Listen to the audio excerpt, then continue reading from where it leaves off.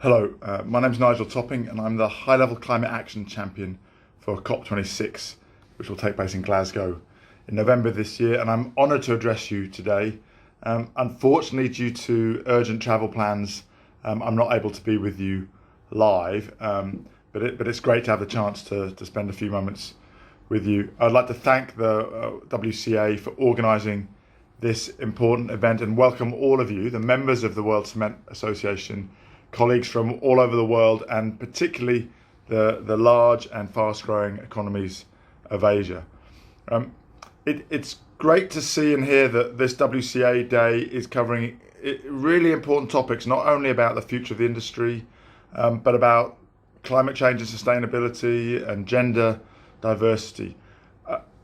In my role, I have the privilege every day to work with the private sector and local governments to drive accelerated action on climate change. There's so much going on. Just in the last few months, we see increasing massive investments in hydrogen. There's a 26 gigawatt project taking place in Western Australia.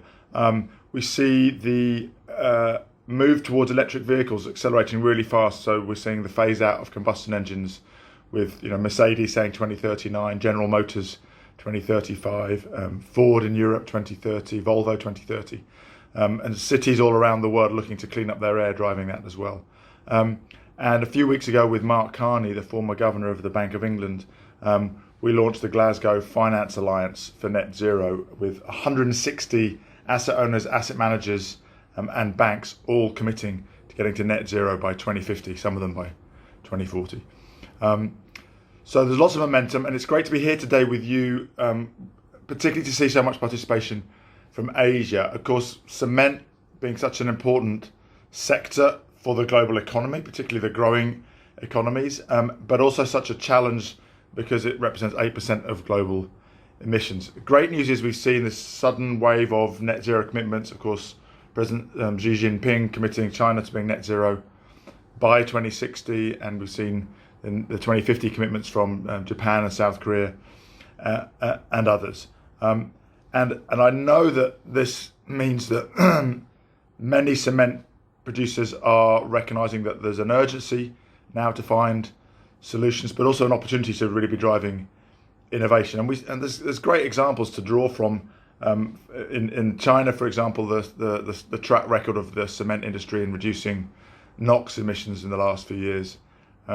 And we know that the Asian economies are real powerhouses of innovation with so many patents originating there.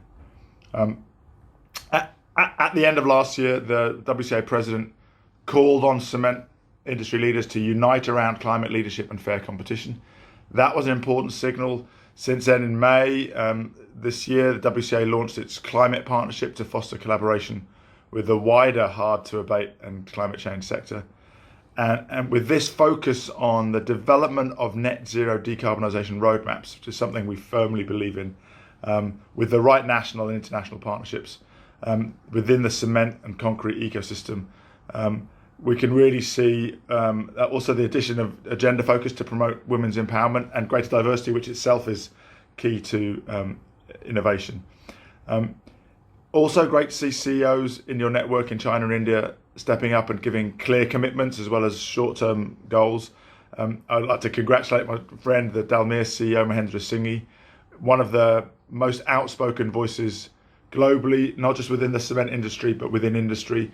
I think you're in for a treat with his panel on climate change and sustainability, and I know he's going to speak to you about how to turn a hard-to-abate sector, which sounds like something really difficult, into an innovate-to-abate sector, which is something really exciting.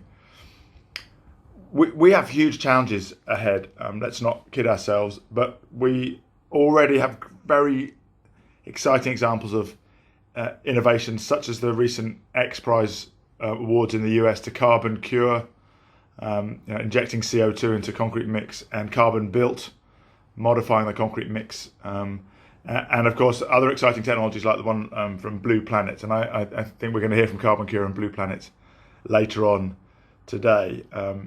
It's great to see such an old industry becoming such an innovative one, and I encourage you all to tell that story.